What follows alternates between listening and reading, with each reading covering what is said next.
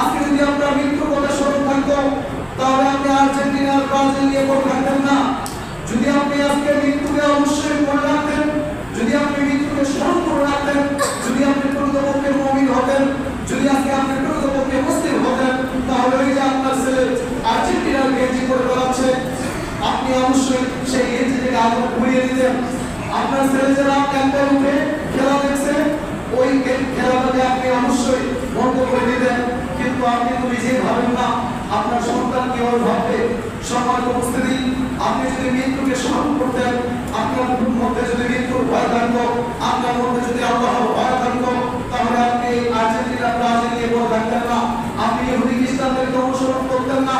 এরপর রাসূল সাল্লাল্লাহু আলাইহি ওয়াসাল্লাম বলেছেন, মান তাশাব্বাহা বিকওমিন ফাহুয়া মিনহুম, যে ব্যক্তি যার অনুসরণ করে সে তাদেরই অন্তর্ভুক্ত হয়ে যায়। সম্মানিত উপস্থিতি, আপনারা দেখা যাচ্ছে আপনি আজকে মেসিকে আইডল মনে করছেন, আজকে আপনি ব্রাজিলকে আইডল মনে করছেন, আপনি আজকে নেইমারকে আইডল মনে করছেন, আপনি তাদের অনুসরণ করছেন, আপনি তাদের মতো চুলকানি করছেন, আপনি তাদের মতো গেঞ্জি করছেন, তাদের সব চলাফেরা করছেন। কিন্তু আপনি হয়তো জানেন না, এই হাদিস দ্বারা আমরা বুঝতে পারি আপনি যদি তাকে অনুসরণ করেন তাহলে কালকে আমাদের দিন হাসর নাসর তার সাথে হবে। আপনি তাকে অনুসরণ করছেন মানে কি তার সাথে আপনার সব কিছু হবে।